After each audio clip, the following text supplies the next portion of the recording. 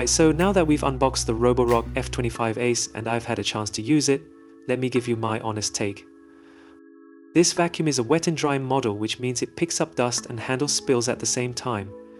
It's got strong suction, 20,000 pascals, so it does a solid job picking up dirt along the way. There's a dirt sensor built in as well. It'll automatically ramp up the power when it hits messier spots, so you don't need to play around with any settings. Something else I noticed is the detergent dispenser. You just fill it up and it'll mix the right amount for you for quite a while, so topping it up isn't something you have to do all the time. When you're done cleaning, you just dock the vacuum and it'll wash and dry the roller for you. The cleaning cycle can get a bit noisy, but honestly, I'd take that over scrubbing the roller myself. One quick step you still have to do is empty the dirty water tank. The vacuum will remind you if it gets full, but it's a good habit to empty it after each cleaning session or at least every couple of days. That way you avoid any bad smells or build up over time.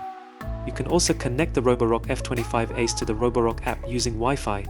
The app gives you extra control. You can tweak things like suction, water flow and detergent levels, and even set up custom cleaning schedules or routines.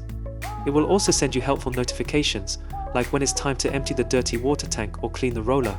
But if you prefer to keep things simple, all the main features are right there on the vacuum itself, so you can just use the physical buttons without the app if that's more your style. Oh, and just one more thing about the detergent. You do have to use the official Roborock floor cleaning detergent with this model. They don't support third-party detergent, so that's something to remember for future refills. Now this flat reach feature, it sounds great in theory, and the marketing says it can slip under most furniture, but in my own place, some gaps were just too low for it to actually get underneath. So, if you've got furniture with low clearance, you might run into the same thing. Most of the time, it's easy to move around, and it does a good job at the edges and corners, so you're not chasing crumbs everywhere. So who would I recommend this to? If you've never tried a wet and dry vacuum before, or you're mainly using a robot vacuum, it's worth trying out. It's definitely a step up from combining a regular vacuum and a mop. And honestly, it's a lot faster and more powerful than most robot vacuums out there.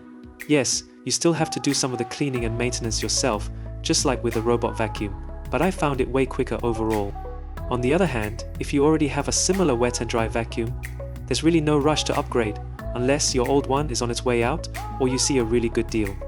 Just keep in mind, this vacuum is on the higher end price-wise, so it's an investment. It's great for hard floors and tiles, but not really made for carpets. And if you've got stairs, it's a bit on the heavier side. If your place is mostly hard floors or tiles and you want to spend less time cleaning, I'd say it's worth checking out. But if you have mostly carpets, low-standing furniture, or already own something similar, you might not need to upgrade just yet. That's about it from me. If you have any questions or want to know more after seeing the vacuum in action, feel free to ask. If you liked this video, please give it a thumbs up and consider subscribing for more reviews and tips. Thanks for watching, and I'll catch you in the next one.